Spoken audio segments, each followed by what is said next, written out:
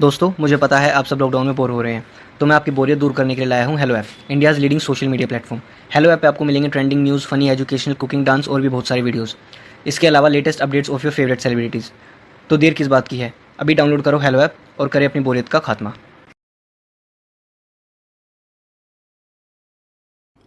हर पूनम की रात को शिवानी का असली नागिन रूप सामने आता था।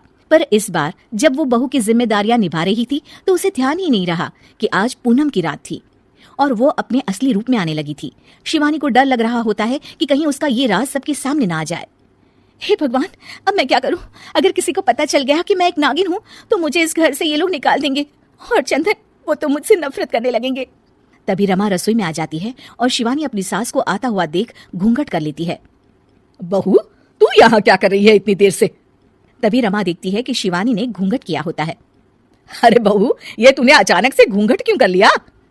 कुछ नहीं सासू माँ, वो मेरी ना सहेली का फोन आया था अभी। हाँ तो उसने कहा कि आज पूनम की रात है और आज की रात बड़ी ही खास है, तो अगर आप कोई मन्नत मांगो तो पूरी हो जाती है, लेकिन इस मन्नत को मांगने के बाद आपको अपना चेहरा किसी को नहीं दिखाना होता, इसलिए मैंने ये घूंघट किया है।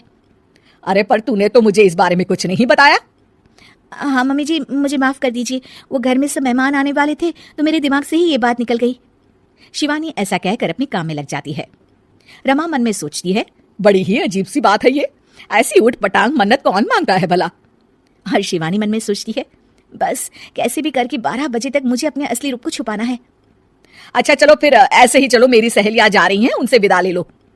ठीक है मम्मी जी, पर ये घूंघट। हाँ, मैं समझा दूंगी उन्हें कि तुम्हारी ये कुछ अनोखी सी मन्नत है।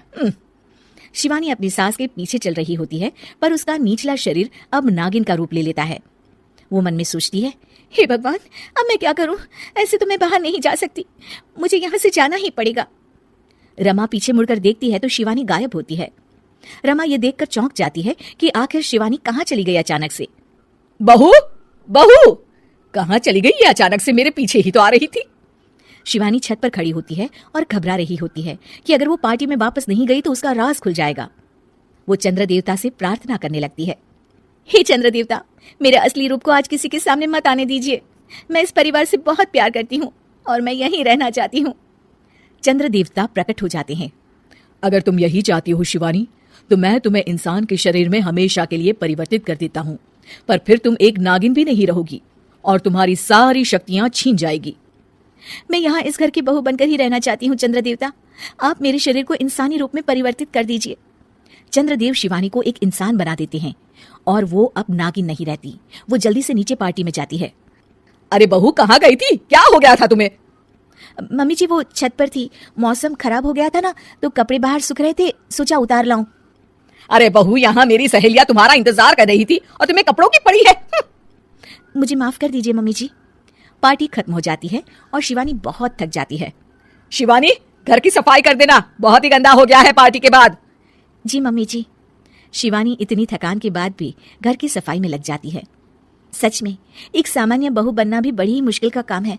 अगर चंदन से प्यार न किया होता तो कभी बहू नहीं बनती।